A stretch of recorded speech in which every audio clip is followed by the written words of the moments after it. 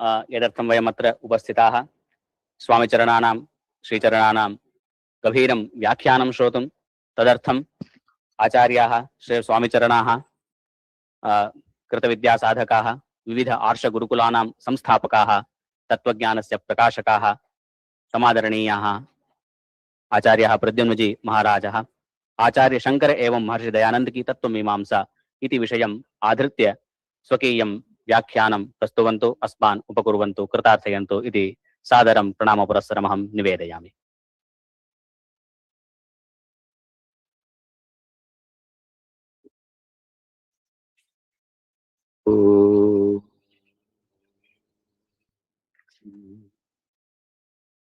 श्री परमात्मने नमः। ओम श्री गुरुभ्यो नमः। ओम मातृशक्तये नमः। ओम विद्वद्भ्यो नमः। ओम असतो मा सद्गमय तमसो मा ज्योतिर्गमय मृत्योर्मामृतंगमय। ओम शांति शांति शांति।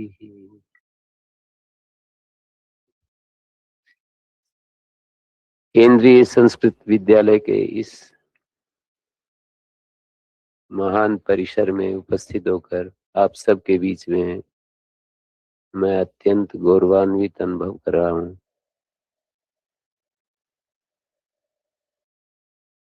सारे संस्कृत विद्यालयों के, केंद्रीय विश्वविद्यालयों के हमारे आदरणीय यशस्वी अध्यक्ष श्री हमारे वरखेड़ी जी और अभी अभी नए कुलपति पद पर समासीन श्री मदन मोहन जी झा, हमारे आर्ष गुरुकुल एटा के स्नातक के रूप में यहाँ बहुत सारे यशस्वी, तेजस्वी, वाग्मी आचार्य उपस्थित हैं। श्री कमलेश जी, प्रोफेसर ओमनाथ बिमली जी, प्रोफेसर सुरेंद्र जी और हमारे ब्रजेश गौतम जी, इन सबको भी मैं प्रणाम करता हूँ। इनके यशस्वी जीवन के लिए मेरे हृदय में बहुत ही आदर और सम्मान का भाव है। और भी जो केंद्रीय विश्वविद्यालय के जो यशस्वी जो प्राध्यापक यहाँ उपस्थित हैं,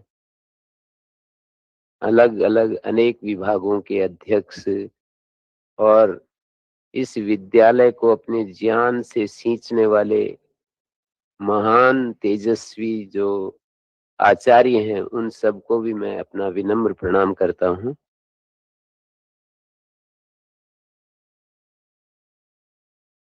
अभी मैं अपने प्रसंग पर आता हूँ।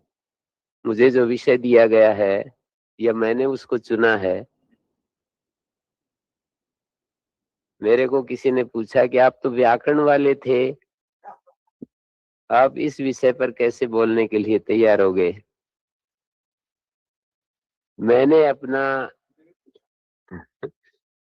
अपना शेष जीवन इसी के लिए समर्पित करने का निश्चय किया है। इसलिए मैं प्रोफेसर हमारे पूज्य प्रातः स्मरणीय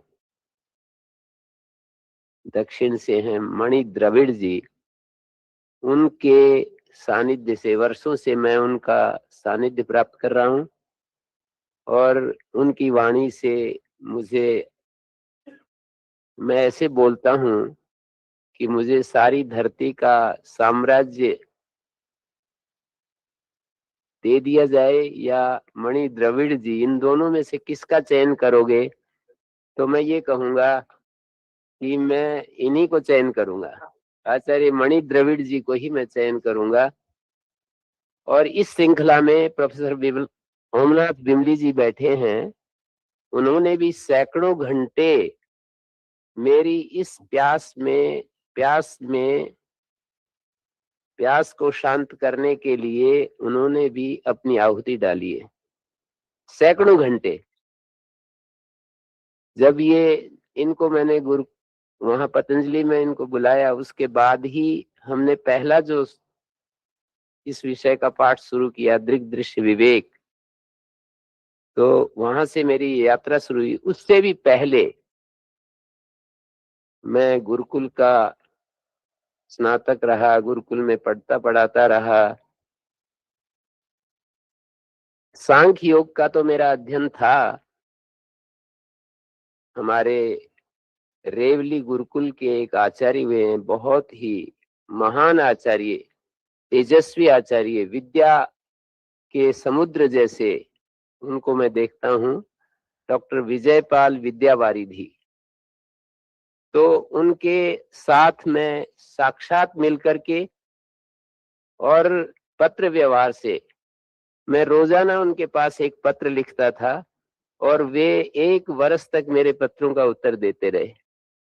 प्रतिदिन मैं पत्र लिखता था और वे अपनी सुविधा के अनुसार पत्र का जवाब देते रहे, और इस तरह से मैंने दर्शन शास्त्र और जो भी मुझे शंका उठी उनका मैं निराकरण करवाता रहा। तो एक बार उन्होंने मेरे को बताया था कि भाई देखो, एक होता है रियलिज्म और एक होता है आइडियलिज्म। जो न्याय वैशेषिक शास्त्र जो हैं वो रियलिज्म के ऊपर टिके हुए हैं, और हमारे सांख्य योग और वेदांत की जो चर्चा होती है वो आइडियलिज्म के ऊपर है। ये दिशा उन्होंने दी। और एक बार ये कहा उन्होंने, मेरे पास लिखित लेख भी है उनका, कि अंतिम दर्शन जो है वो तो वेदांती है। ऐसा उन्होंने एक बात कह दी। और मेरी खोजी प्रकृति के अनुसार जब मैं कोई अच्छी चीज किसी सुनता हूँ तो मेरी नेचर में, मेरे स्वभाव में है कि मैं उसके पीछे पड़ जाता हूँ। कभी मेरे आध्यात्मिक गुरु श्री स्वामी सोमान जी महाराज ने एक बार कृष्ण मूर्ति की चर्चा की कि कृष्ण मूर्ति कालातीत प्रज्ञा की बात करते हैं, और उन्होंने श्री अरविंद की चर्चा की कि मैं उनके बारे में यदि कोई मुझसे पूछे कि आपने श्री अरविंद से क्या पाया, तो वो ये कहते थे कि उनका एक वाक्य ने मेरे जीवन को चमत्कृत कर दिया, संपूर्ण जीवन ही योग है, ऑल लाइफ इज योग। तो ऐसे मैंने 2 महापुरुषों के बारे में 2 स्टेटमेंट सुने। और हमारे एक आचार्य वेदपाल जी हुए हैं सुनीत नाम से, बहुत ही सतपथ ब्राह्मण के प्रख्यात विद्वान। उन्होंने चलते चलते, कहीं मैं उनके साथ जा रहा था तो एक वाक्य उन्होंने बोला कि श्रीमती इंदिरा गांधी से किसी ने पूछा कि आप किन की पुस्तकें पढ़ती हैं, तो उन्होंने कहा कि मैं जे कृष्णमूर्ति की पुस्तकें पढ़ती हूँ। तो ऐसे मैंने एक वाक्य वहां से सुना और मैं उसके पीछे पड़ गया, और कई वर्ष तक मैं पढ़ता रहा, जबकि मेरे को कुछ समझ में नहीं आता था। और मैं कहता था कि ये कहना क्या चाहते हैं, मुझे नहीं पता चल रहा। फिर भी मैं लगा रहा, और अंततः मुझे इन दोनों महापुरुषों के अभिप्राय को समझने में मैं संतोष अनुभव कर रहा हूँ। और गुरुकुलों की परंपरा में जो मेरा प्रवेश हुआ वो महर्षि दयानंद के संदेश में दिल्ली यूनिवर्सिटी में पढ़ रहा था, बीए फर्स्ट ईयर में, और मुझे सत्याप्रकाश पढ़ने के लिए मिला, और मैं सब कुछ छोड़ छाड़ करके गुरुकुल एटा पहुंच गया। प्रोफेसर महेश विद्यालंकार एक दिन अचानक मुझे गुरुकुल एटा में देख करके आश्चर्य करने लगे, आप यहाँ कैसे? मैं उनके पास हिंदी पढ़ रहा था बीए फर्स्ट ईयर में। तो मैंने उनको बताया कि मैं यहाँ आ गया हूँ। तो महर्षि दयानंद को तो मैंने एक प्रकार से घूंटी के रूप में उनके दर्शन को, उनके विचार को, उनके सिद्धांत को मैंने पूरा समझने की कोशिश की है। और बाद में अभी मैंने जैसे कहा कि मैं 11 वर्ष तक पतंजलि में रहा, तो उस समय रहते हुए एक दिन एक व्याकरण पर हम चर्चा करते थे रोजाना 2-3 घंटे बैठकर। ब्रजमोहन जी ओझा नाम से एक विद्वान हैं वाराणसी के, तो वो कोई बात आई और उन्होंने तुरंत फोन लगाया हमारे प्रातः स्मरणीय मणि द्रविड़ जी के पास। मैंने उनका नाम तो सुना था कि वो मीमांसा के आचार्य हैं, तो वो कहने लगे कि गुरुजी से पूछते हैं। मैंने कहा वो तो मीमांसा के आचार्य हैं। तो उनके मुंह से शब्द निकला कि नहीं, वो सब विषयों के आचार्य हैं। और मैंने कहा तो फिर उनको बुलाइए। वो उधर ऋषिकेश आए हुए थे और उनको निमंत्रित किया और वो तैयार हो गए।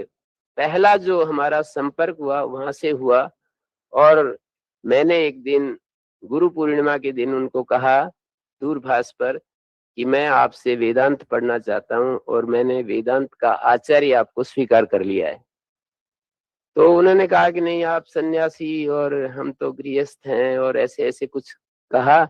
मैंने कहा कि उपनिषदों में भी तो ऐसा सुना जा रहा है कि क्षत्रिय लोग ब्राह्मणों के पास विद्या अध्ययन के लिए जाते हैं, और वो मौन रूप से स्वीकृति दी और बस निरंतर हमारी ये अध्ययन की जो परंपरा थी वो दूरभाष के माध्यम से रोजाना मैं प्रातःकाल उनसे अपनी शंकाएं रखता था और वो समाधान करते थे। वो क्रम अब तक भी चल रहा है।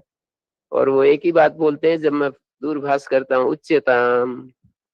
तो इस तरह से वो श्रृंखला जो मेरी मूल जो प्यास थी वो कई आचार्यों के संपर्क से और कई प्रकार से वो बढ़ती गई। और आज मैं इस निष्कर्ष पर पहुंचा हूं कि रोजाना 8-10 घंटे कम से कम वेदांत के लिए मैं उस अध्ययन में मैं अपने आप को लगा रखा है, और निरंतर जो आते हैं उनको पकड़ पकड़ करके यही मैं पढ़ाने लगता हूँ। तो इस तरह से ये दर्शन शास्त्र में, विशेष करके वेदांत में, उपनिषद में मेरी प्रवृत्ति हुई। अब ये इस भूमिका के साथ मैं ये कहना चाहता हूँ कि महर्षि दयानंद ये कहते हैं कि 3 सत्ताएं हैं, और महापुरुष जो होते हैं वो अपने अंदाज में, अपने तरीके से, अपने ढंग से जो उनको अभिमत होता है उसके ऊपर पूरे एकदम निस्संशय होते हैं, और अपनी बात कहने के लिए बड़े जोरदार शब्दों में कहते हैं, और उसमें दूसरों के लिए बहुत ऐसे एक प्रकार से उनकी मजाक उड़ाते हुए बात कहते हैं। सभी महापुरुष, आचार्य शंकर भी ऐसे ही करते हैं। तो स्वामी दयानंद सरस्वती जैसे महापुरुष जो हैं, वो एक बार मैंने अपने आचार्य से पूछा कि ये इतना एक दूसरे के लिए ऐसे छोटे शब्दों का क्यों प्रयोग करते हैं। तो उन्होंने बताया कि वे महापुरुष के लिए छोटे शब्द का प्रयोग नहीं करते। वो जो सिद्धांत उन्होंने सुनिश्चित किया है उसके विपरीत कोई आता है तो उसको वो अपने शिष्यों को समझाना चाहते हैं कि इसमें बहुत सारी चीजें ऐसी हैं जो ऐसे मत समझ लेना कि ये ऐसा ही है। तो इस तरह से मैं धीरे धीरे अपने मन को मैंने स्वस्थ बनाया कि ये इसकी तरफ ज्यादा ध्यान नहीं देना चाहिए कि कौन क्या बोल रहा है। हमारे आचार्य विजयपाल जी विद्यावारिधि ने एक दृष्टि दी, मुझे बहुत सुंदर दृष्टि दी। उन्होंने कहा कि घटना एक है, दर्शन अनेक। Phenomenon is one but the perception is different. कुछ लोग कहते हैं कि नहीं, सत्य तो एक ही होता है, ऐसे कैसे होगा कि कोई कुछ देख रहा है, कोई कुछ देख रहा है। तो मैंने भी इस पर बहुत विचार किया कि यदि कोई चीज हमारे बीच में रखी है और उसको हम देख रहे हैं, मैं यहाँ से देख रहा हूँ, दूसरा दूसरी जगह से देख रहा है, तीसरा तीसरी जगह से, चौथा चौथी जगह से देख रहा है, तो उसको जो दिखाई देता है वो उसका वर्णन करते हैं। और इसी बात को लेकर वेद में एक मंत्र में भी कहा, एकम सद्विप्रा बहुधा वदंती। किसी एक सत्य को ज्ञानी लोग अनेक रूपों में बखान करते हैं। तो इस तरह से मुझे निश्चय हुआ। हमारे आचार्य विजयपाल जी विद्यावारिधि ने एक व्याकरण का उदाहरण दिया कि देखो, उपाया शिक्षमाणा नाम बाला नाम उपलालना असत्य वर्तमनि स्थित्वा ततः सत्यम समीहते। तो ये बात कही उन्होंने कि देखो, व्याकरण में हम अस्तिस्थ संति असिस्थस्थ अस्मि स्वस्म ये हम रूप सामने रखते हैं, घटना एक है, लेकिन इस तक पहुंचने की अप्रोच अलग अलग हो जाती है। पाणिनि कहते हैं कि अस धातु से अस्तिस्थ संति बनता है, आपिसली कहते हैं सभुवी, वो कहते हैं असभुवी धातु है, वो कहते हैं सभुवी धातु है। और सभुवी धातु यदि मानते हैं तो अकिंगत प्रत्ययों में अट आगम करना पड़ेगा, टिप सिप मित में अट का आगम करना होगा। और यदि असभुवी धातु मानते हैं तो किंगत प्रत्ययों में स्नस और लोपा आकार का लोप करना होगा। तो जैसे यहाँ पर प्रक्रिया अलग अलग दिखाई देती है पर घटना तो एक ही है, ऐसे ये सृष्टि जो सामने दिखाई दे रही है, ये सृष्टि घटना एक है। इसकी व्याख्याएं करने के लिए आचार्य यहाँ पर आते हैं और उस घटना की व्याख्या में ये भी है कि हम दुखी हैं और दुख से मुक्त होना चाहते हैं।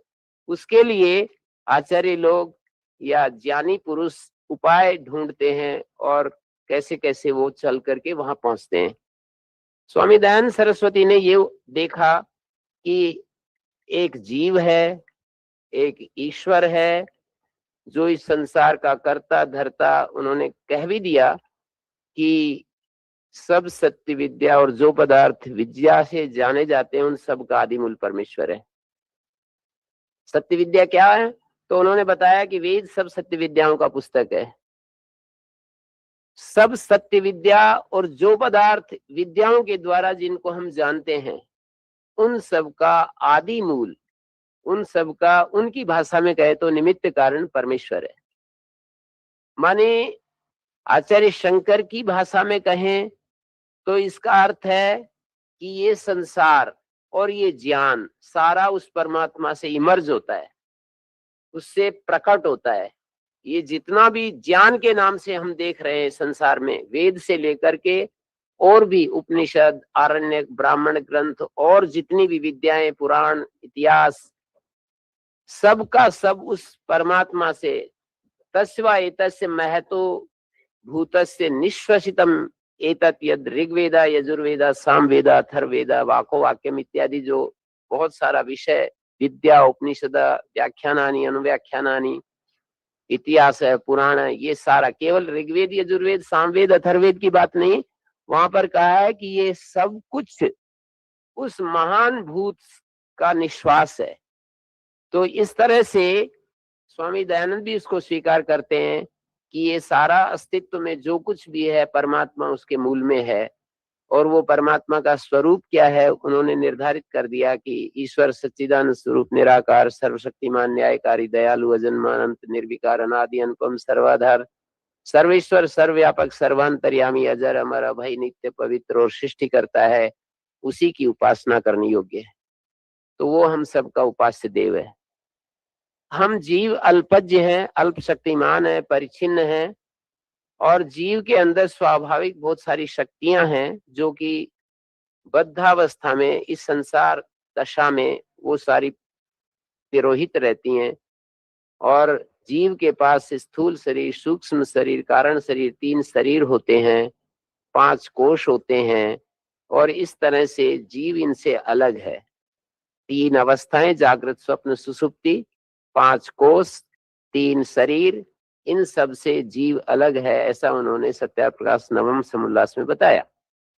और हम लोग जब उस अपने दुखों को देखकर दुखों से छूटने की इच्छा करते हैं, हम अपने आप को इस रास्ते पर आगे बढ़ाना चाहते हैं, तो फिर हम ईश्वर की शरण जाते हैं, शुभ कर्म करते हैं, शास्त्र विहित कर्मों को करते हैं और प्रतिषिद्ध कर्मों का वर्जन करते हैं और इस प्रक्रिया से अपना शोधन करते हुए हम परमेश्वर को प्राप्त करते हैं और उससे हमारे सारे संस्कार दग्ध बीज हो जाते हैं और हम हमारी जीव के अंदर स्वाभाविक 24 शक्तियां उन्होंने गिनाई कि इच्छा, द्वेष, प्रयत्न, सुख, दुख, ज्ञान, भय, संयोग, विभाग इत्यादि गिन करके उन्होंने वहां पर 24 शक्तियां स्वाभाविक रूप से वे जो प्रसुप्त थी वो मुक्त अवस्था में वो प्रकट हो जाती हैं और एक लंबे समय तक अर्थात 36,000 बार ये सृष्टि उत्पत्ति प्रलय जब तक चलता रहता है तब तक वो मुक्ति में आनंद में रहता है वो जीव, और उसका अप्रतिहत गति हो जाती है। सतपथ ब्राह्मण का एक उदाहरण देते हुए कहते हैं, पश्यन चक्षुर्भवति शृण्वन् श्रोत्रम भवति।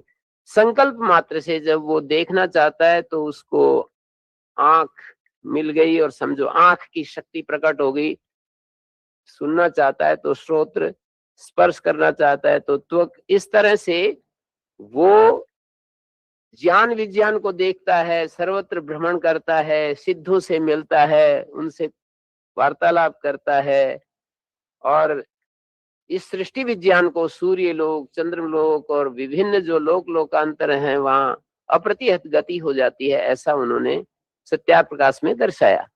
ये उनकी दृष्टि है। मैं इन दोनों आचार्यों का कौन ठीक है कौन गलत है ये मैं नहीं कह रहा हूं, वो क्या स्वीकार करते हैं ये प्रस्तुत करने के लिए मैं अपना ये वक्तव्य रखना चाहता हूं। क्योंकि महर्षि दयानंद के वक्तव्य को समझना ज्यादा कठिन नहीं है, आचार्य शंकर की दृष्टि को समझना बहुत मुश्किल काम है। वो साधारण कार्य नहीं है। अत्यंत श्रद्धा के साथ निरंतर वर्षों तक उसके साथ जुड़े रहें तो मुझे ऐसा लगता है कि समझ में जरूर आता है, आ जाएगा। तो महर्षि दयानंद की कुछ दोनों आचार्यों में समानता है। जैसे वेद को परम प्रमाण के रूप में महर्षि दयानंद भी मानते हैं, आचार्य शंकर भी उससे भी ज्यादा बढ़ करके एक बात कहते हैं। महर्षि दयानंद मैंने देखा एक एक स्टेटमेंट को मैं बहुत ही ईमानदारी से रख रहा हूं, कोई अपनी तरफ से बिना मिलावट किए। महर्षि दयानंद कहते हैं, वो एक भक्त हैं महर्षि दयानंद, वो कहते हैं हजारों माता पिताओं से भी बढ़कर जो हम जीवों का हित करने वाले वो परमेश्वर, ये वाक्य प्रयोग करते हैं। आचार्य शंकर कहते हैं हजारों माता पिताओं से भी बढ़कर श्रुति हमारा हित चाहती है। श्रुति हमारा हित चाहती है, हजारों माता पिताओं से भी बढ़कर हमारा हित चाहती है। तो इस तरह से हम इन दोनों आचार्यों को देख सकते हैं कि एक परमात्मा को हजारों माता पिताओं से बढ़कर बताता है, एक उसकी वाणी को, परमात्मा की वाणी को।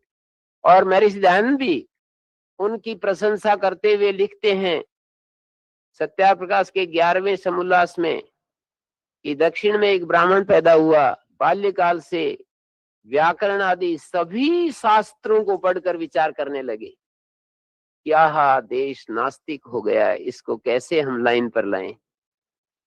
तो कितना बड़ा शब्द, महर्षि दयानंद किसी की प्रशंसा ऐसे नहीं करते हैं, कितना बड़ा शब्द बोला कि बाल्यकाल से ही सभी शास्त्रों को पढ़कर विचार करने लगे। तो इस तरह से महर्षि दयानंद की भी उनकी श्रद्धा है। इसमें एक और प्रमाण देना चाहूंगा, वे कभी भी किसी व्यक्ति का जहां उनको ये दिखता है कि ये कोई हल्का फुल्का है, चाहे वो कितना भी संत हो, कितना बड़ा महान पुरुष हो, उसका उदाहरण के रूप में, उसका प्रमाण के रूप में प्रस्तुत नहीं करेंगे। पर आचार्य शंकर को एक जगह वे कोट करते हैं, शास्त्र योनित्वात्, इस सूत्र के भाष्य को ज्यों का त्यों वहां प्रस्तुत करते हुए इस ऋग्वेदादि ज्ञान का सर्वज्ञ कल्पस्य सर्व विद्या अधिष्ठान रूपस्य, ऐसा करके ज्यों का त्यों ऋग्वेदादि भाष्य भूमिका के हम प्रस्तुत करते हैं और कहते हैं कि अपने वेदांत दर्शन के भाष्य में शंकराचार्य ने तद निगदितम। तो इससे पता लगता है कि वे उनकी प्रामाणिकता को तो स्वीकार करते हैं। जैसे महर्षि दयानंद कभी भी कबीर, नानक, दादू, ये बड़े अच्छे संत हुए हैं, मेरी दृष्टि में तो बहुत अच्छे संत हैं, लेकिन कभी एक बार भी उदाहरण नहीं देंगे, रामचरितमानस का एक बार भी उदाहरण नहीं देंगे। लेकिन शंकराचार्य जी का उदाहरण दे रहे हैं। इसका मतलब ये है, कई बार जैसे कोई कहता है कि गीता को तो स्वामी दयानंद मानते नहीं, मैंने कहा उदाहरण क्यों दे रहे हैं, कितने सारे उदाहरण दिए उन्होंने तो गीता को। कोट किया है उन्होंने, और गीता को न मानते होते तो उसमें कैसे उदाहरण कैसे आ जाते। वो तो ये कहते हैं कि महाभारत में ऐसा लिखा है कि जन्म से लेकर मरण पर्यंत श्री कृष्ण ने कोई ऐसा काम नहीं किया, कोई बुरा काम नहीं किया। इतना बड़ा सर्टिफिकेट देते हैं श्री कृष्ण को, जन्म से लेकर मरण पर्यंत कोई भी बुरा काम नहीं किया। कितनी बड़ी बात कही है। और मैंने कहा महाभारत तो पढ़ जाइए आप, श्रीमद् भगवत गीता के अलावा छुटपुट बातें मिलती हैं श्री कृष्ण के बारे में। तो यही तो उनकी जीवनी है। गीता, श्रीमद् भगवत गीता ही तो उनकी जीवनी है, जिसमें उनके व्यक्तित्व और कृतित्व का पूरा हमें स्वरूप पता लगता है। उसी से तो पता लगता है कि उनकी स्थिति क्या थी और उनकी दृष्टि क्या थी। दृष्टि और स्थिति दोनों का जो साम्य है श्रीमद् भगवत गीता से हमें देखने को मिल जाता है। तो ऐसे महर्षि दयानंद ईश्वर के बारे में एक स्थिति स्पष्ट रखते हैं कि उनकी भक्ति से तस्मै देवाय हविषा विधेम इत्यादि जो मंत्रों का व्याख्यान किया है, उससे पता लगता है कि ईश्वर की उपासना से अविद्या का नाश होता है और विद्या की वृद्धि होती है, ऐसा उनकी दृढ़ मान्यता है। अविद्या का नाश, अविद्या माने जो विपरीत दृष्टि है, विपरीत ज्ञान है, अविद्या, अस्मिता, राग, द्वेष, अभिनिवेश रूप से जो पंच क्लेश शास्त्र में कहे हैं, उनका नाश होता है और विद्या की वृद्धि होती है, यथार्थ ज्ञान की वृद्धि होती है। ऐसा वो विषय सुख अविद्या है और ईश्वर की उपासना से वो विषय सुख की लालसा हमारी शिथिल होती जाती है। ऐसा बहुत ही प्रभावशाली शब्दों में वो कहते रहते हैं। तो ये जो महर्षि दयानंद की दृष्टि है ईश्वर के बारे में स्पष्ट है कि वे ईश्वर की उपासना से, उपासना को, ईश्वर स्तुति, प्रार्थना, उपासना को वेद का अंतिम तात्पर्य के रूप में जीव के उद्धार के लिए मानते हैं। जीव यदि अपना उद्धार करना चाहता है तो ईश्वर की स्तुति, ईश्वर की प्रार्थना और ईश्वर की उपासना शास्त्रोक्त विधि से की जाए तो जीव का अज्ञान हटेगा, ज्ञान का प्रकाश होगा और अंत में मुक्त हो जाएगा। ये ईश्वर के बारे में उनकी तत्व दृष्टि है। स्वयं जीव के बारे में क्या दृष्टि है? जीव एक अलग सेपरेट एंटिटी है और उसकी सारी शक्तियां मुक्ति में प्रकट हो जाती हैं और उनके सहारे वो मुक्ति का आनंद भोगता है। और प्रकृति तो है ही, ये जो हमारे चारों तरफ फैला हुआ जड़ चेतन जगत है, ये प्रकृति के रूप में औषधियां, वनस्पतियां, पहाड़, नदी, पर्वत, ये सारा का सारा प्रकृति का रूप है।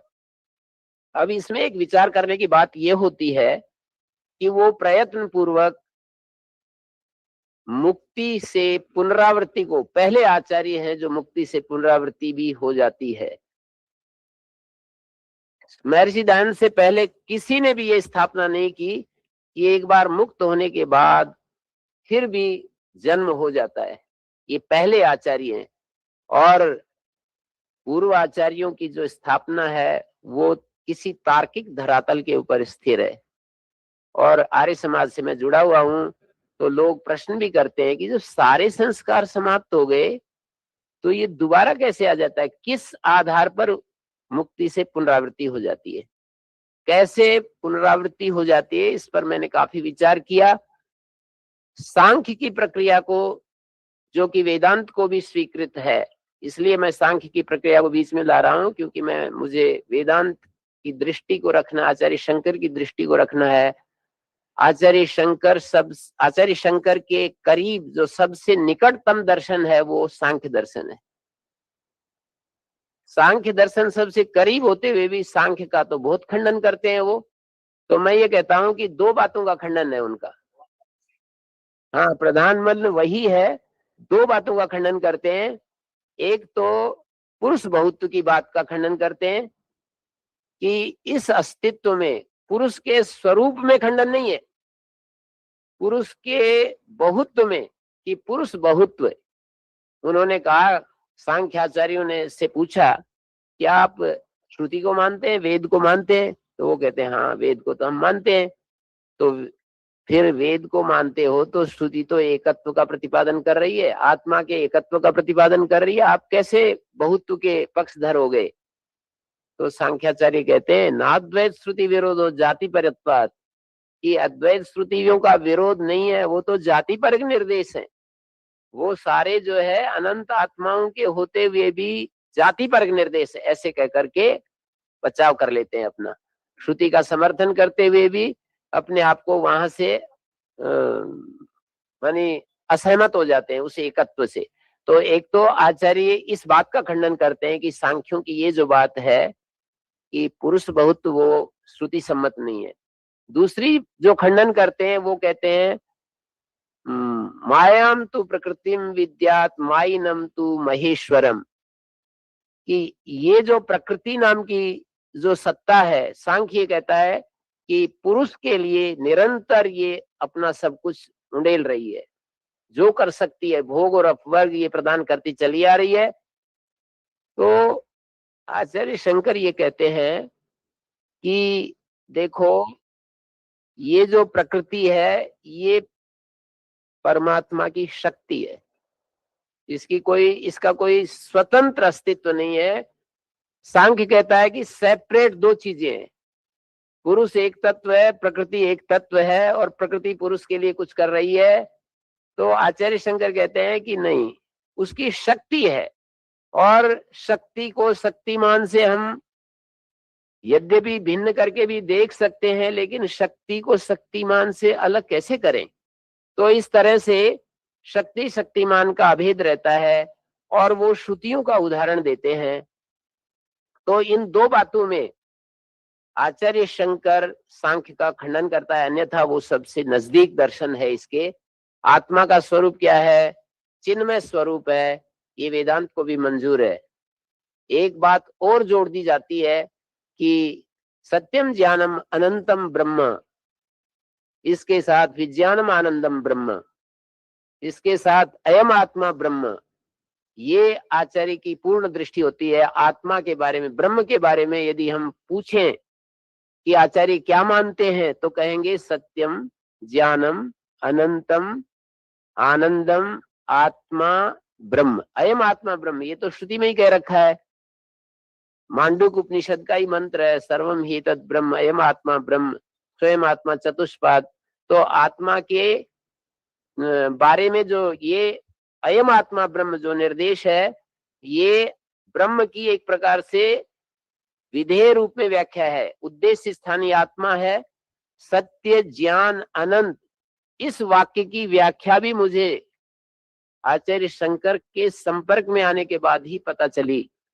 वो कहते हैं कि पार्षणिक अन्वय, पार्ष्ठिक अन्वय क्या बोलते हैं, पार्षणिक अन्वय से अनंत शब्द जो है सत्य के साथ भी जुड़ रहा है, ज्ञान के साथ भी जुड़ रहा है, आनंद के साथ भी जुड़ रहा है।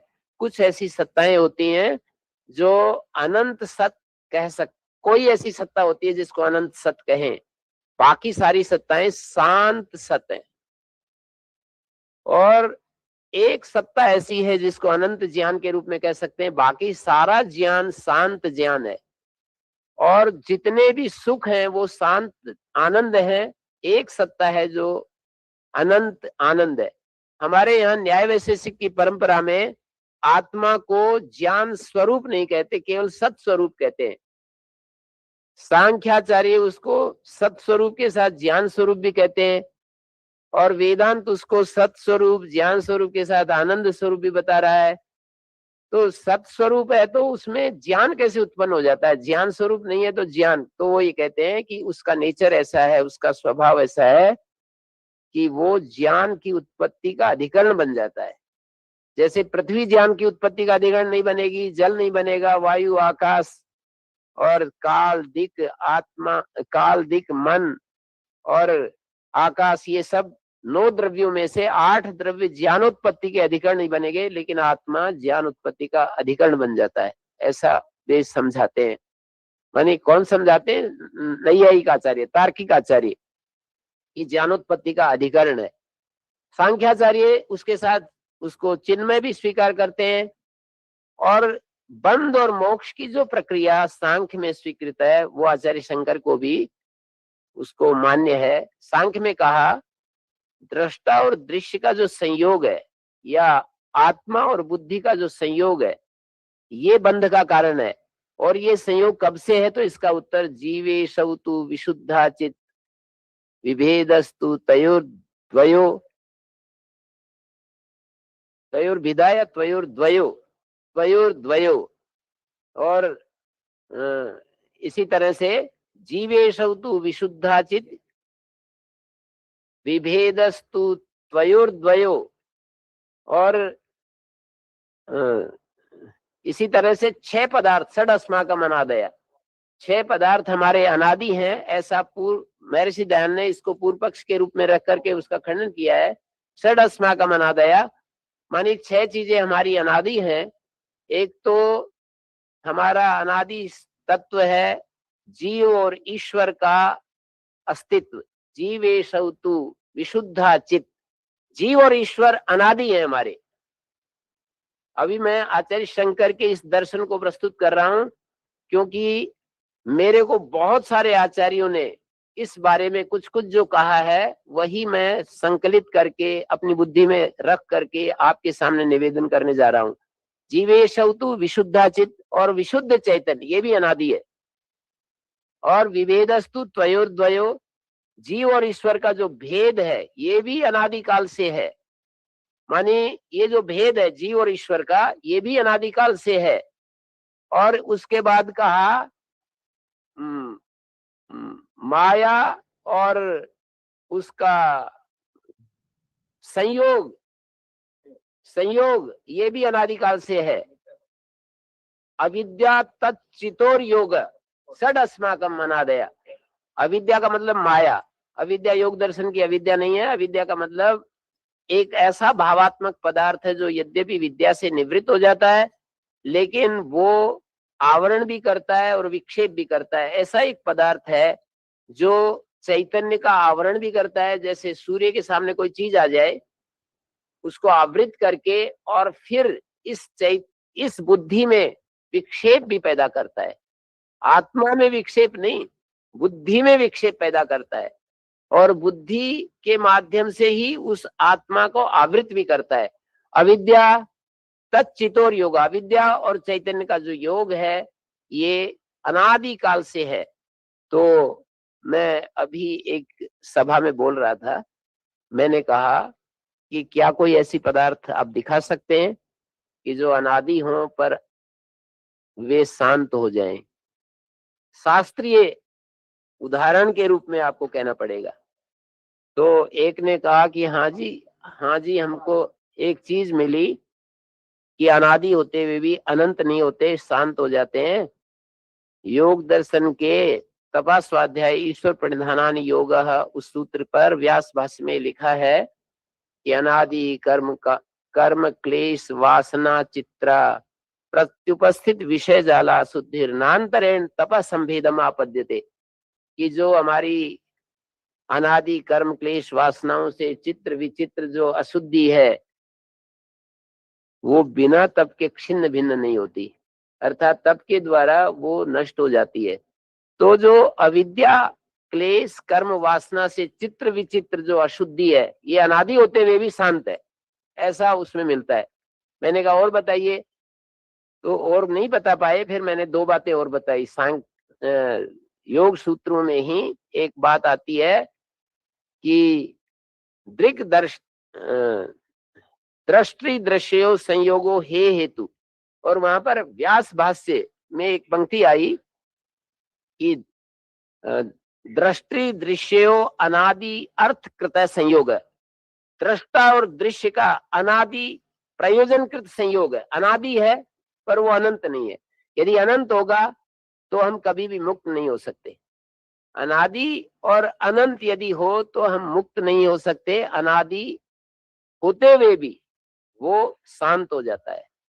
और सूत्र में भी कहा स्वस्वामी शक्तियों स्वरूपोपलब्धि हेतु संयोग तस्य हेतुर अविद्या तद अभावात संयोगाभावो हानम तदृशे कैवल्यम, कि संयोग का जो हेतु है वो अविद्या होती है, अविद्या के हट जाने से संयोग का अभाव हो जाता है, और इसी को हान कहते हैं, मोक्ष कहते हैं, दृक् शक्ति का कैवल्य कहा जाता है। तो कहने का अभिप्राय ये हुआ कि अविद्या अनादि होते हुए भी अनंत नहीं है, तद अभावात संयोग अभाव, उसके अभाव होने से संयोग का अभाव हो जाता है। संयोग अनादि है लेकिन संयोग अनंत नहीं है। तो इस तरह से षड अस्माकम अनादया पर इनमें से एक विशुद्ध चैतन्य को छोड़कर आचार्य शंकर का ये प्रतिपादन है कि 5 चीजें अनादि होते हुए भी शांत है, अनादि होते हुए भी अनंत नहीं है, वो शांत है। तो इसमें ये बात देखने की है कि शास्त्र क्या कहता है। तो शास्त्र ये कह ही रहा है कि तस्य हेतुर अविद्या तद अभावात संयोगाभावो हानम तदृशे कैवल्यम। एक शास्त्र में और भी बात कही है जो अनादि होते हुए भी शांत हो जाती है। चौथे पाद में योग सूत्रों में तासाम अनादित्वम च आशीषो नित्यत्वात् एक सूत्र आता है, उसमें यह कहा कि इन वासनाओं का अनादित्व है। आशीष हमारे जो जीवित रहने की जो इच्छा बनी हुई होती है, उससे पता लगता है कि वासनाएं अनादि हैं, पर वो अनंत नहीं होती हैं। हेतु फल आश्रय आलम्बन संग्रहितत्वात् ऐसाम अभावे तद अभावा।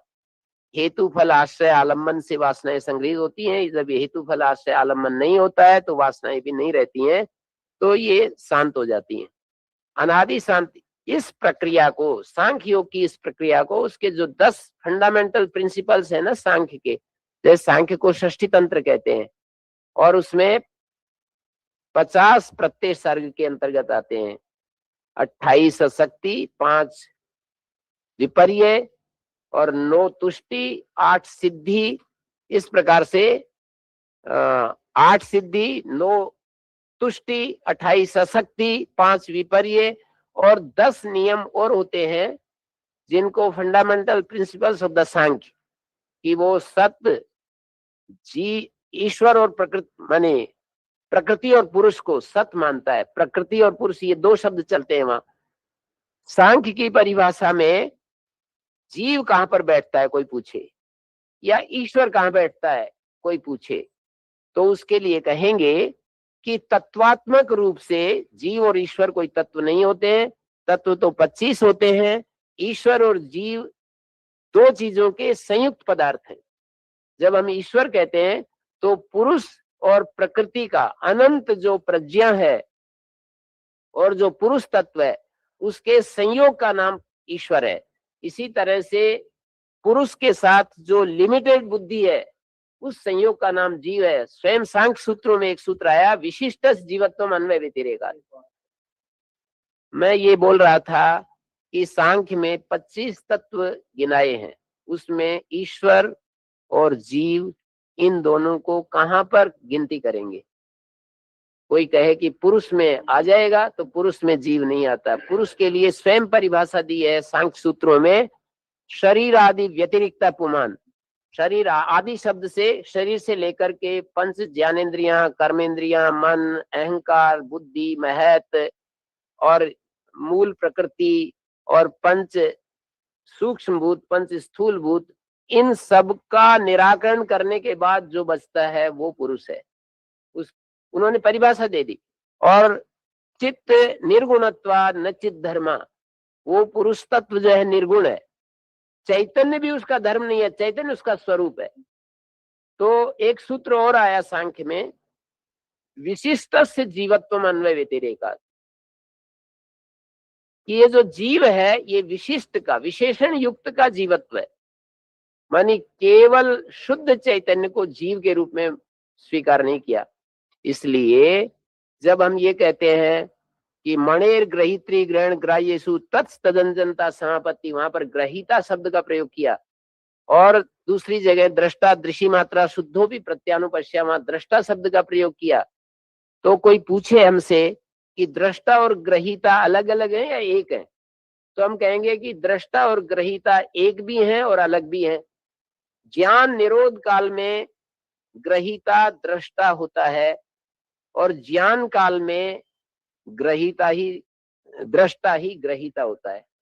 ज्ञान निरोध काल में, ज्ञान का जब निरोध हो जाए, असंप्रज्ञात समाधि हो जाए, न किंचित संप्रज्ञात, ऐसी स्थिति आ जाए, तो जो ग्रहिता है, जैसे अब मैं आपकी बात सुन रहा हूं, आप मेरी बात सुन रहे हैं, आप कुछ बोल रहे हैं, समझ रहे हैं, ये ग्रहिता की स्थिति है, ये दृष्टा की स्थिति नहीं। स्वयं सूत्रकार ने परिभाषा दी, दृष्टा दृषि मात्रा शुद्ध। दृष्टा जो है वो शुद्ध है, दृषि मात्र है, चेतन मात्र है, चिन्ह मात्र है। तो ये बात वेदांत में भी इसी तरह से स्वीकृत है कि जो चैतन्य है वो चैतन्य मात्र है, लेकिन जब वो बुद्धि के साथ युक्त होता है या अन्य अन्य चीजों के साथ युक्त होता है तो उसका सगुण रूप प्रकट हो जाता है, और वो सगुण रूप जो है संयुक्त रूप है। तो इसलिए ईश्वर जो है वो संयुक्त रूप है।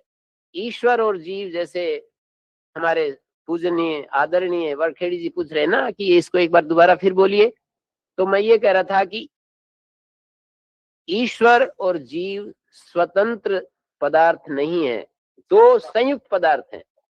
संयुक्त पदार्थ हैं, विशिष्ट पदार्थ हैं, विशेषण युक्त पदार्थ हैं।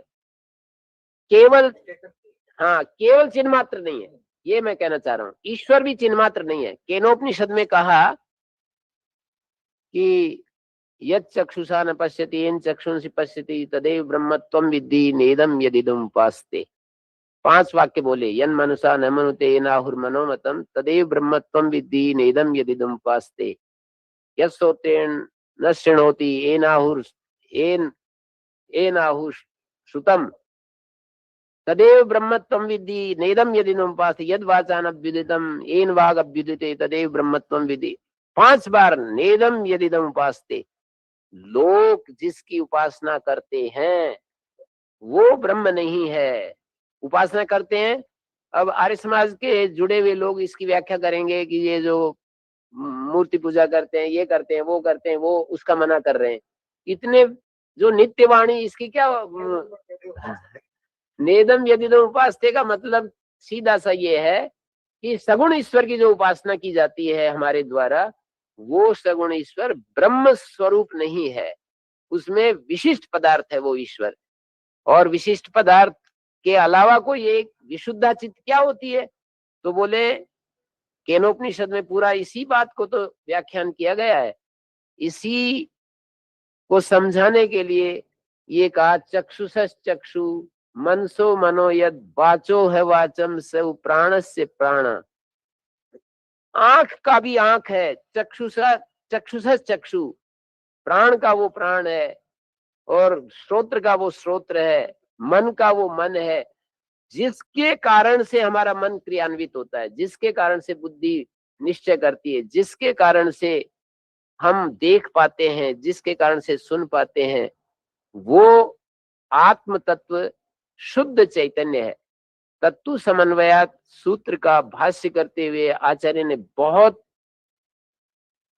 आचार्य शंकर ने बहुत ही पावरफुल शब्दों में इस बात को सिद्ध किया कि निर्गुण चैतन्य को जानने मात्र से हमारे सारे अनर्थ छूट जाते हैं।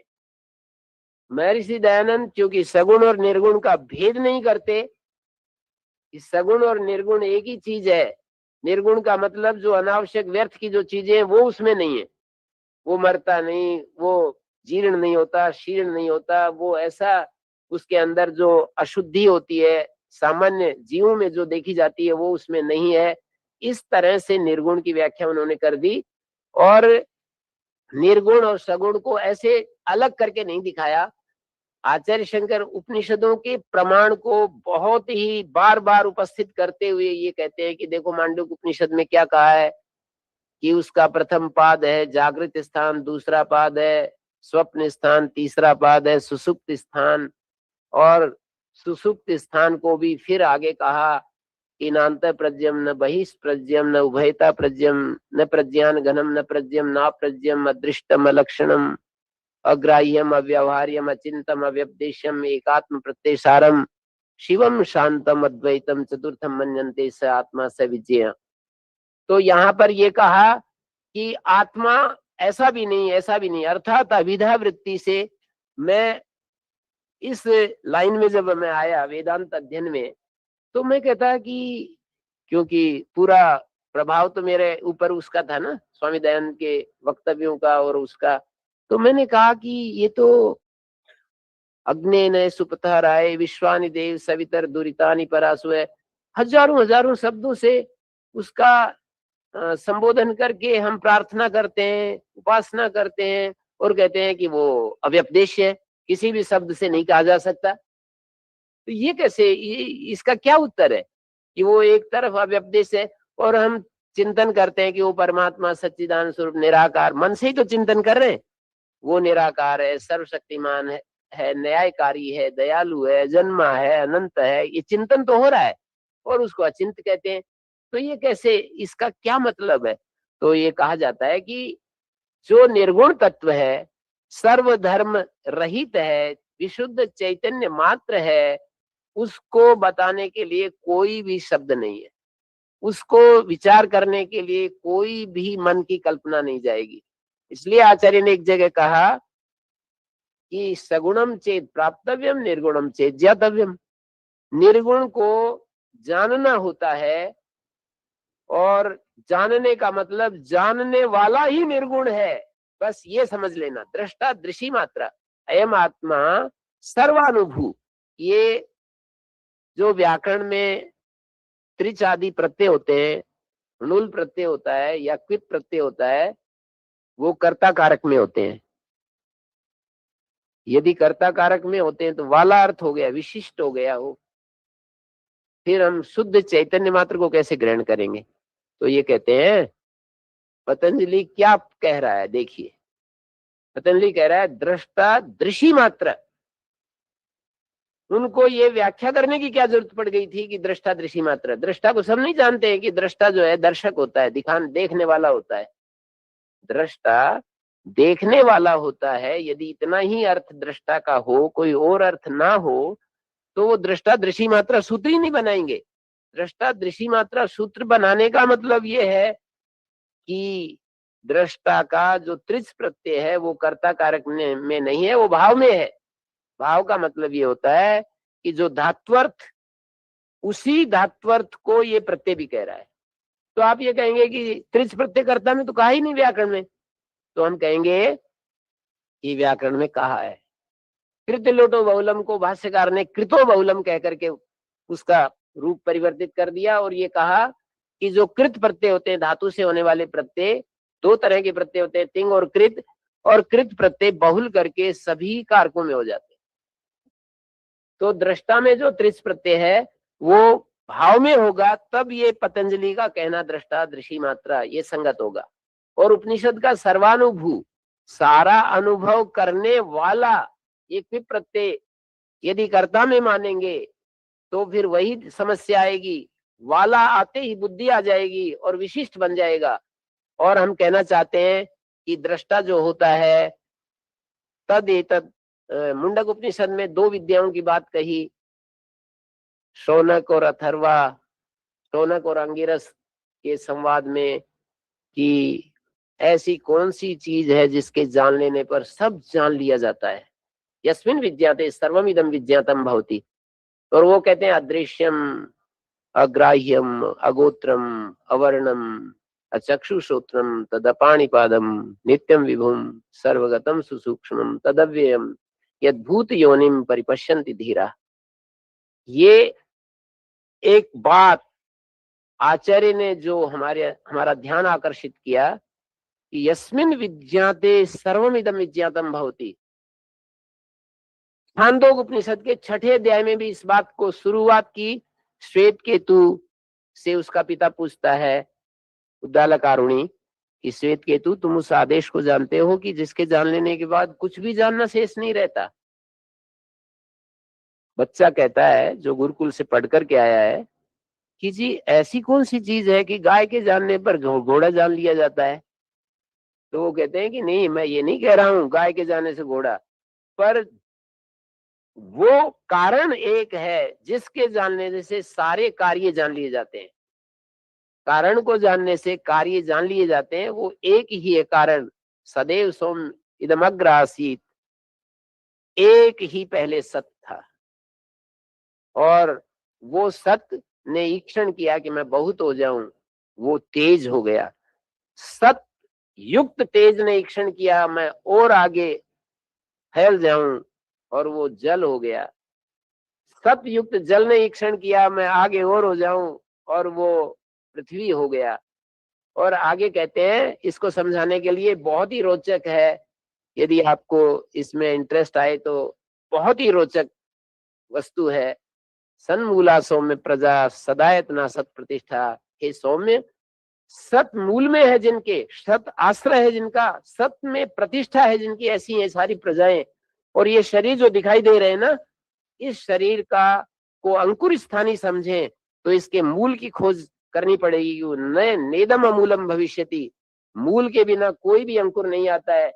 तो इस शरीर का मूल यदि खोजा जाए तो मूल हमको अन्न मिलेगा, और अन्न भी यदि अंकुर स्थानी है और उसके मूल को यदि खोजे तो जल उसका मूल होगा। जल से ये अन्न आता है, और जल को भी यदि मूल स्थानी न मान, मूल रूप में न मानकर उसको भी अंकुर स्थानी समझे तो उसका मूल तेज है, और तेज का भी कोई मूल है तो वो सत है। कुछ लोग इस सत का प्रकृति अर्थ कर देते हैं, ये जो सत है प्रकृति अर्थ कर देते हैं। लेकिन किसी भी वाक्य का निर्णय करने के लिए हमें प्रकरण को देखना पड़ता है। उपक्रम उपसंहारो अभ्यास पूर्वता फलम अर्थवादोपत्ति से लिंगम तात्पर्य निर्णय। यदि हम किसी का तात्पर्य निकालना चाहते हैं तो इन षड्विध लिंगों का प्रयोग करना पड़ेगा। और आगे चल करके इसी प्रसंग में छठे अध्याय में कहा, स एषणिमा ऐतदात्म्यमिदं सर्वं तत्सत्यम स आत्मा तत्त्वमसि श्वेत केतो। तो कितनी बड़ी दिक्कत आ जाएगी उस वाक्य का अर्थ तत्वमसि का अर्थ करते समय, यदि हम सत शब्द का अर्थ प्रकृति लेते हैं तो आगे चल करके तत्वमसि का अर्थ ये होगा तुम प्रकृति हो। तत्वमसि तुम प्रकृति हो, ये अर्थ जाएगा। ऐसा थोड़ी कहना चाह रहे हो। ऐतद आत्म्यमिदं सर्वम, ये जितना भी कुछ दिखाई देता है, ये जितना भी कुछ दिखाई देता है, ये एतद मानी सत स्वरूप है जिसका, ऐसा है ये। तत् सत्यम, तत् मानी सत सत्यम, स आत्मा सत आत्मा, सर्वनाम से सत को निर्देश कर रहे हैं। तत्वमसि श्वेत केतु, तुम भी तत् हो, तत् मानी सत हो।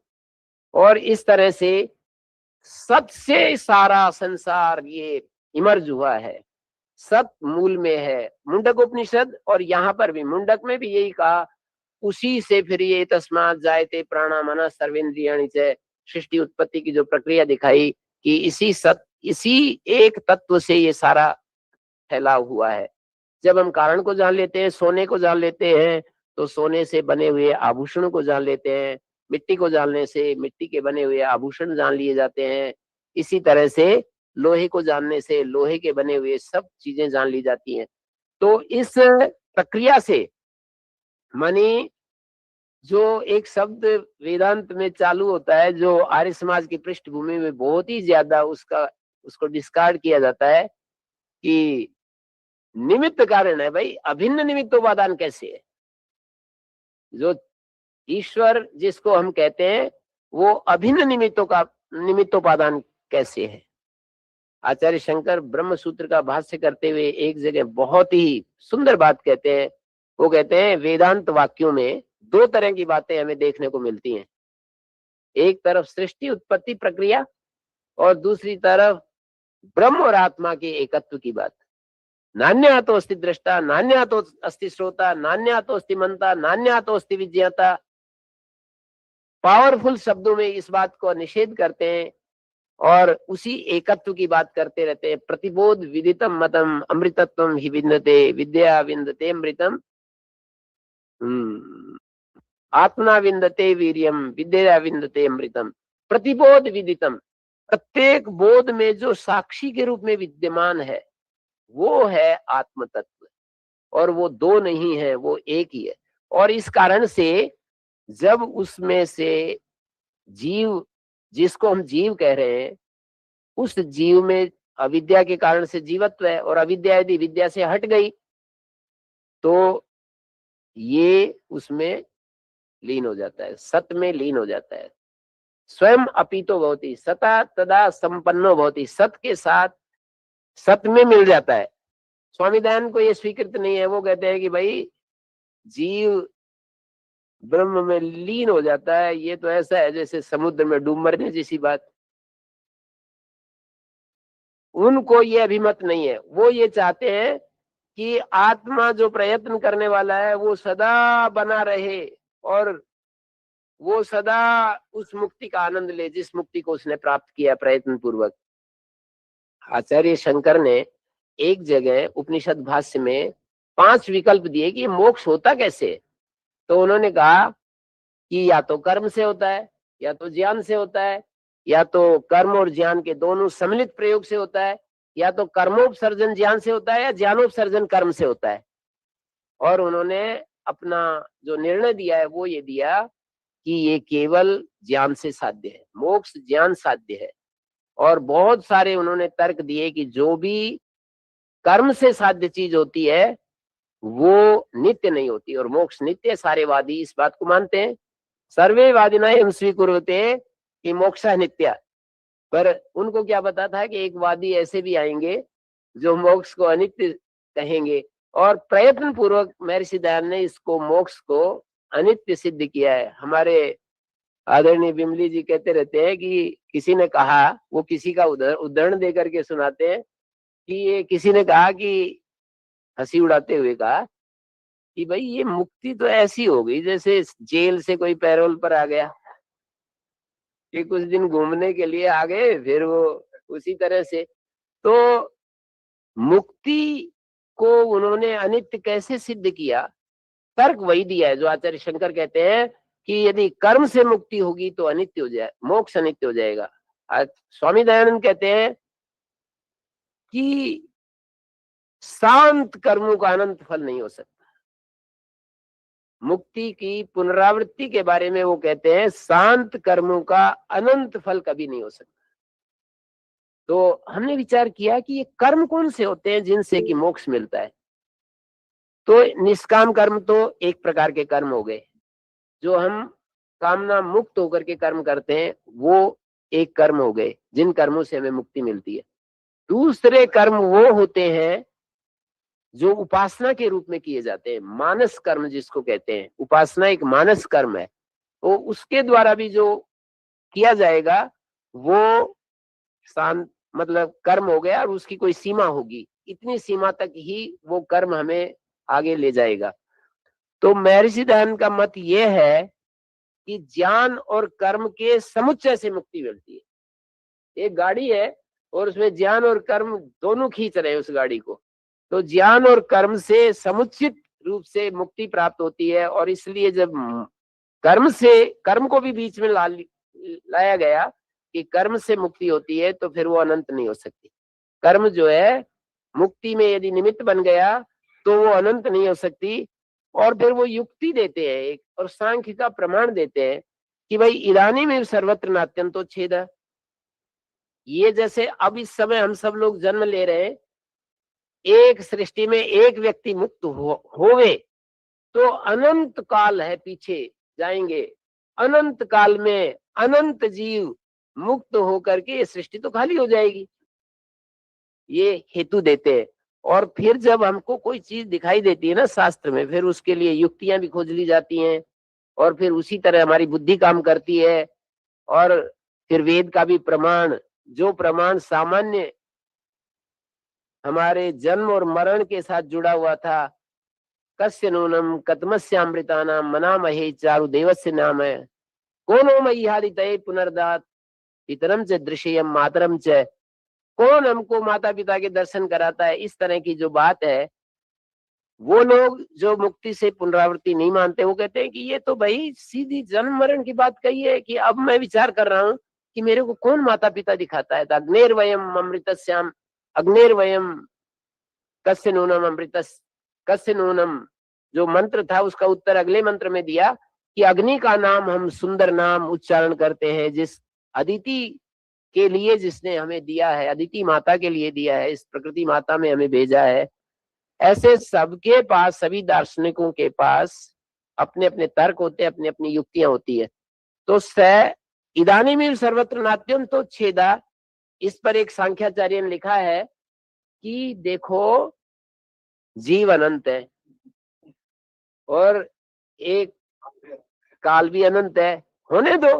अनंत का गणित यही है कि अनंत में से अनंत चले जाएंगे, या अनंत में अनंत का भाग दो, अनंत को अनंत से गुणा करो, सब अनंत ही रहेगा। तो है जी,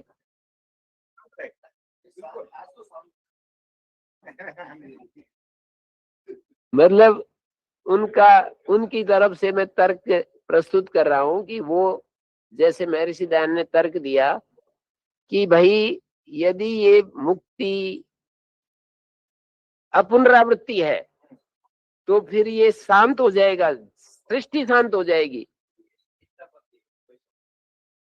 हाँ, ये भी एक उत्तर है, ये भी एक उत्तर है। इष्टापत्ति, इसमें क्या दिक्कत है? मैंने गुरुजी से पूछा, बड़ी गुरुजी से, अगर जी सारी, बोले क्या दिक्कत है, हो जाए तो खाली। तो तो ये तो ठीक है, पर हमें सबको स्वीकार नहीं होगा ये उत्तर कि भाई होने तो खाली, अभी अभी तक नहीं हुई है तो आगे कैसे हो जाएगी, कैसे कल्पना, कभी नहीं होगी, ये तर्क है। तो कभी नहीं होगा, हो जाता आज ही हो जाता। हाँ, अब तक अनंत काल से हम चलते आ रहे हैं, पर इसको वो यही कह रहे हैं, अरे भाई इसीलिए तो नहीं होता कि वो आना जाना लगा हुआ है। उनका तर्क ये है कि आना जाना लगा हुआ है इसलिए खाली नहीं होते। तो मैं ये कहूंगा कि ये जो मुक्ति के बारे में जो आचार्य, हमारे आचार्य दयानंद और आचार्य शंकर की अवधारणाएं थोड़ी सी अलग हो जाती है, कोई बात नहीं। मैं एक बात कहता हूं कि चलो आचार्य ऐसा देख रहे हैं और आचार्य शंकर ऐसा देख रहे हैं, पर एक जिस जिस विषय में वो एक मत है उसको हम साझा कर सकते हैं। दोनों आचार्य कहते हैं चित्त को शुद्ध करना पड़ेगा, राग द्वेष मुक्त होना पड़ेगा, अविद्या मुक्त होना पड़ेगा, हमें हमें एकदम से तपस्या करनी पड़ेगी, अपने को शुद्ध करना पड़ेगा। इस विषय में किसी को कोई भी मतभेद नहीं है। और हमें श्रद्धावान होना पड़ेगा, हमें साधन चतुष्टय संपन्न होना पड़ेगा। वही मुक्ति के साधन जो आचार्य शंकर ने जगह जगह गिनाए, उन्हीं को आज स्वामी दयानंद जी भी उनको स्वीकार करते हैं। और निराकार की उपासना करनी पड़ेगी, मानी सगुण उपासना भी करनी पड़ेगी। आचार्य शंकर भी मानते हैं कि सगुण उपासना का मतलब ये होता है कि गुणों से युक्त उसकी उपासना, जैसे सांडिल्य विद्या में है, मनोमया प्राण शरीरा भारूपा आकाशात्मा सर्वकर्मा सर्वगंधा सर्वरसा सर्वमिदम अभ्यात्ता वाकी अनादरा। सांडिल्य विद्या में जैसे उपासना सर्वम खलु इदम ब्रह्म तज्जलान इति शांत उपासित है। और फिर ये गाथ क्रतुम कुर्वीत यथा क्रतुरस्मिन् लोके भवति तथा हिता प्रेत्य भवति। और फिर ये सांडिल्य विद्या में सगुण उपासना की बात है, वैश्वानर विद्या में भी सगुण उपासना की बात है। और ये सारी उपासनाएं हमें करनी पड़ेंगी यदि हम उस तक पहुंचने। मैंने विचार किया कि सगुण उपासना क्या निर्गुण में नहीं बदल सकती, तो आचार्यों ने मुझे मार्ग दिखाया कि बदल सकती है। सगुण उपासना का जो क्लाइमैक्स तो निर्गुण में ही है। जैसे हम परमात्मा के गुणों का चिंतन करते जा रहे हैं और आखिर में जाकर के हम बिल्कुल शांत हो जाते हैं, वही तो निर्गुण है। हमारे मन की जो पूर्ण शांत स्थिति है, स्पीचलेस स्थिति जो है, जहां कोई, बिमली जी एक दिन कह रहे थे, लैंग्वेज, मन और कर्म, इन तीनों का जहां अंत हो जाता है वही हमारी पूर्ण स्थिति है, वही हमारी वास्तविक स्थिति है, वो हमारा स्वरूप है, जहाँ कोई भाषा नहीं, कोई कर्म नहीं, कोई नाम नहीं।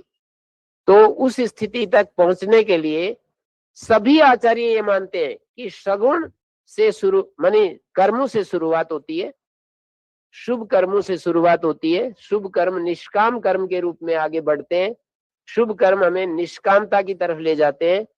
और निष्काम कर्म आगे चल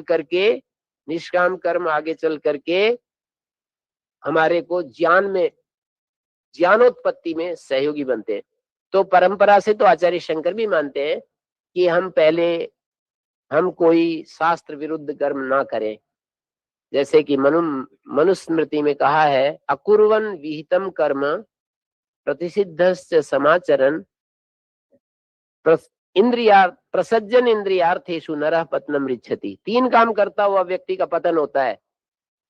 जो विहित कर्म है उनको छोड़ दे और प्रतिषिद्ध कर्मों को करने लगे और इंद्रिय विषयों में प्रसक्त हो जाए।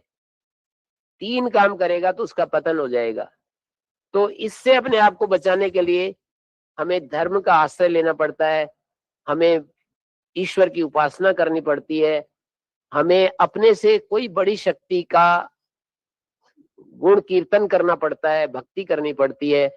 उस प्रक्रिया से हमारा चित्त का शोधन होता है और शुद्ध चित्त में ज्ञान का अवतरण होता है। तत्व समन्वयात सूत्र के भाष्य को देखने से ऐसा पता लगता है कि उन्होंने जो शुरुआत की है, आमनायस्य क्रियार्थत्वात् अनर्थक्यम मतदर्थानाम, की मीमांसा में ये कहा है कि जो भी वाक्य हमें वेद के वाक्य सुनाई देते हैं वो यदि क्रिया से संयुक्त हो जाते हैं तो सार्थक है, अन्यथा अनर्थक है। महर्षि ने इसी को पकड़ लिया कि सत्यम ज्ञानम अनंतम ब्रह्म इत्यादि जो वाक्य है उनको क्रिया से जोड़ो भाई। तम उपास्व, ऐसा जो परमात्मा है उसकी उपासना करो, उसको विधि के साथ जोड़ो। तो इसलिए उन्होंने विधि के साथ जोड़ करके वेद वाक्यों को, और आप देखिए उनके वेद भाष्य को, सारे वेद भाष्य में जगह जगह मंत्र का अर्थ लिखेंगे और एवं विधम परमात्मानम उपास्व ये और जोड़ देंगे ऊपर से। तो इसी अनर्थकता को बचाने के लिए उन्होंने ये कहा। केवल आचार्य शंकर से पहले भी ऐसे आचार्य हुए हैं जो वेद को, भास्कर आदि और उनसे वृत्तिकार हुए हैं, जिन्होंने ईश्वर की उपासना के लिए अनुमोदन किया है। पर आचार्य कहते हैं कि निर्गुण को तो जानना ही होता है। तो कहते हैं, प्रश्न करते हैं कि भाई निर्गुण को जानने से लाभ क्या होगा? बोले लाभ तो अनर्थ निवृत्ति। तो कहते हैं हमने तो वेदांत सुने हुए लोगों को भी वैसे ही देखा है। प्रश्न उठाया, ये कहते हैं कि वेदांत जो सुन लेते हैं उनको भी हमने तो वैसा ही देखा जो बिना वेदांत पढ़े हुए हैं। तो वो कहते हैं अवगति पर्यंत होता है सुनना, बोध पर्यंत सुनना होता है, सुनने मात्र से नहीं होगा। मनन और निधिध्यासन तक जब पहुंचेंगे वही सुनना होता है।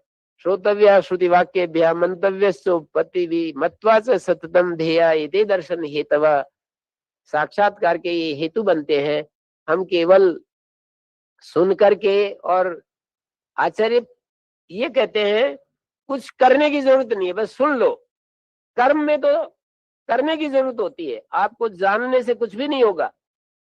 जैसे हमने स्वर्ग कामो यजेत इत्यादि वाक्य सुने, उनकी विधि जानी और यहीं रुक गए, कुछ नहीं होगा। हमें वो अनुष्ठान करना पड़ेगा, उसके बाद धर्म उत्पन्न होगा, पूर्व उत्पन्न होगा, वो फल देगा। लेकिन जब सच्चिदानंद स्वरूप को जान लिया, इसके आगे कुछ नहीं करना, वहीं बस ऐसे स्थिर हो जाओ, शांत हो जाओ और सारे अनर्थों की निवृत्ति हो जाएगी। केवल अपने को रोक दो। यहाँ तो प्रवृत्त होना पड़ता है, वहां निवृत्ति चाहिए कि अपने आप को केवल रोक दो, उदासीन हो जाओ बस सब चीजों से। सत्यम ज्ञानम अनंतम ब्रह्म को सुन करके बस कैसा सत्य है, जैसे ये पदार्थ है, ये मकान है, कुछ वर्ष पहले ये नहीं था, ये तो शांत सत्य है, पर एक सत्य ऐसा है जो अनंत सत्य है, अनादि अनंत है। ऐसे ही मैं आपको देख रहा हूँ, दीवारों को देख रहा हूँ, ये ज्ञान मेरा उत्पन्न होता है और जा रहा है। लेकिन एक ज्ञान ऐसा है जो अनादि अनंत है, अजन्य ज्ञान बोलते हैं उसको। ये तो जन्य ज्ञान है जो हमारे सुनने से, पढ़ने से, इंद्रियों के संपर्क से जो हमें ज्ञान होता है वो तो जन्य ज्ञान है। लेकिन एक ज्ञान ऐसा होता है जो अजन्य ज्ञान है, स्वाभाविक ज्ञान है। एक सुख ऐसा होता है, इंद्रिय और विषय के संपर्क से हमें सुख होता है, लेकिन एक सुख ऐसा होता है जो अजन्य सुख है। तो ऐसा सत्य ज्ञान अनंत को जब हमने जान लिया कि भाई अनंत सुख, अनंत ज्ञान, अनंत सत, और उसमें स्थिर हो गई, वो हमारा स्वरूप है। ऐसे कहते हैं वो हमारा स्वरूप है। बहुत उथली बुद्धि के लोग कहते थे अरे क्या इस दर्शन को बीच में ला रहे हो, वो नहीं जानते कि जीवात्मा अल्पज है, वो सर्वज्ञ है, ये परिचिन्न है, वो अपरिचिन्न है। ये तो स्वयं उठाया है इन्होंने, प्रश्न आचार्य ने केनोपनिषद में ईश्वर की सिद्धि करते हुए कहा है कि आप कहते हो कि ये ईश्वर ईश्वर और ये जीव, तो इनमें तो बड़ा भेद है, और एकत्व भी बताते रहते हो, और इनमें तो बड़ा अंतर है। तो कहते हैं ये तो उपाधि कल्पित भेद है। यदि हम अपनी इस उपाधि को उतार फेंकते हैं, जैसे कि मांडूक्य उपनिषद ने कहा जो पहला पाद है स्थूल भूख, और जो प्रथम पाद है जागृत स्थान, इसका विलय कर देते हैं स्वप्न स्थान में, और स्वप्न स्थान का सुसुप्त स्थान में, और सुसुप्त स्थान का भी विलय जब हम उसमें कर देते हैं तुरीय स्थान में, तो क्या चीज बचती है ये देखो। मैं विचार करते हुए मैंने अपने छात्रों को ये कहा कि ईश्वर को अपनी उपाधि हटाने की जरूरत नहीं होगी, क्योंकि माया उसके हमेशा नियंत्रण में है। तो ईश्वर हमेशा अपनी उपाधि से युक्त भी बना रहे तो उसको कोई समस्या नहीं है। जीव उपाधि के कारण से दुखी है। इस उपाधि में जो समस्याएं हैं, यदि वो अपने निरुपाधिक स्वरूप को पहचान ले तो ये सारी समस्याएं अस्त हो जाएंगी।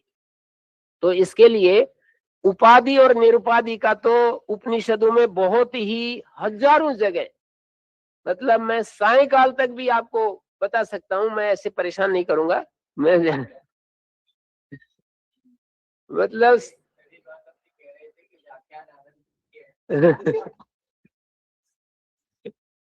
तो मैं ये कह रहा था कि वहां पर गार्गी और याज्ञवल्क्य के संवाद में गार्गी ने कहा कि विद्वानों, मैं दो प्रश्न इनके सामने रखती हूँ, यदि इनका ये उत्तर देते हैं तो इस सभा में इनको कोई जीतने वाला नहीं है।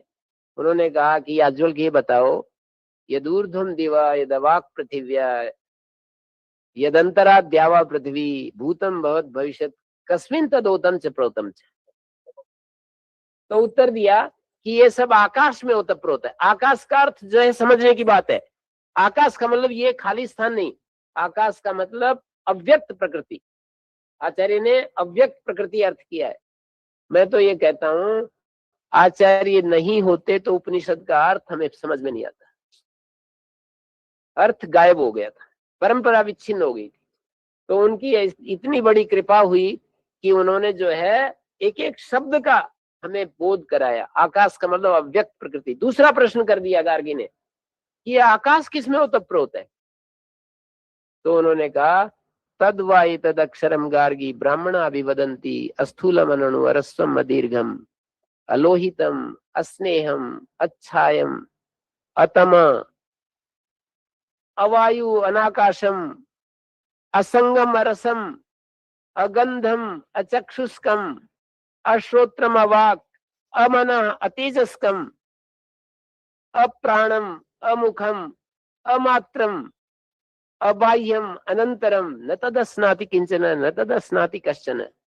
इसी अक्षर को जान करके ब्राह्मण जो है वो ब्राह्मण बन जाते हैं। इसी अक्षर को न जान करके जो यहाँ से जाता है, अविदित्वा एतद् अक्षरम अस्मान् लोकात् प्रैति स कृपणा अथ विदित्वा अस्मान् लोकात् प्रैति स ब्राह्मणा एतद्वा अक्षरम अविदित्वा अस्मिन् लोके जुहोति यजते तपस्तप्यते बहुनि वर्ष सहस्राणि अंतवदेव अस्य तद्भवति। वो अंतवान हो जाता है।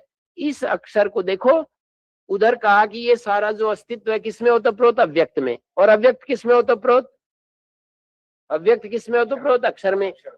तो अक्षर उसी को निर्गुण कहते हैं, उसी को निर्गुण तत्व से कहते हैं, और वो हमारा स्वरूप है, ऐसे बता दे उसको। वो हमारा स्वरूप है, अर्थात ज्ञान जितना भी है वो इस आरोप को हटाने के लिए, जितना भी शास्त्र में आत्मानं विद्धि आदि जो प्रयोग है स आत्मा स विज्ञेया आत्मा वारे द्रष्टव्य श्रोतव्य मंतव्य इदम सर्वम यदाय आत्मा। ये दो तरह की भाषा हमको सुनने को मिलती है। ये सब कुछ जो दिखाई देता है, जैसे भूमा के प्रसंग में कहा भूमा एवदस्तात् भूमा पुरस्तात् भूमा दक्षिण तक भूमा उत्तर तक, कहते हैं सैव इदम सर्वम। मैंने प्रश्न उठाया कि जी इस वाक्य का ये भी तो अर्थ हो सकता है कि भूमा ऊपर है, नीचे है, दाएं है, बाएं है। तो वाक्य शेष में हमारे गुरुजी ने कहा कि वाक्य शेष में सैव इदम सर्वम क्यों बोलेंगे, फिर तो यूं कहेंगे सैव सर्वत्र, सैव इदम सर्वम। तो इसका मतलब इदम सर्वम एक भाषा तो ये है उपनिषदों की कि जो ये दृश्यमान है इसको ब्रह्म कहते हैं, और दूसरी भाषा ये भी है कि नेति नेति के द्वारा सैस आदेशा नेति नेति नहीं नेति तस्माद अन्यत परम अस्ति, माने इस उपदेश के अलावा और कोई भी ऐसा संदेश नहीं बनता है। तो इस तरह से आचार्य शंकर हमको उस शुद्ध ब्रह्म को जानने की बात कहते हैं, वो हमारा स्वरूप है। महर्षि दयानंद व्यापक संबंध से ईश्वर को हम जीव के अंदर उपस्थिति कहते हैं, और उस उपस्थिति में उपासना की बात कहते हैं कि उसकी जितनी उपासना करोगे वैसे तुम्हारी शुद्धि होती जाएगी। दोनों आचार्यों का निष्कर्ष ये है, और आप लोगों ने बड़े धैर्य से, बड़ी शांति से इन बातों को सुना, और सर का मैं बहुत धन्यवाद करता हूँ।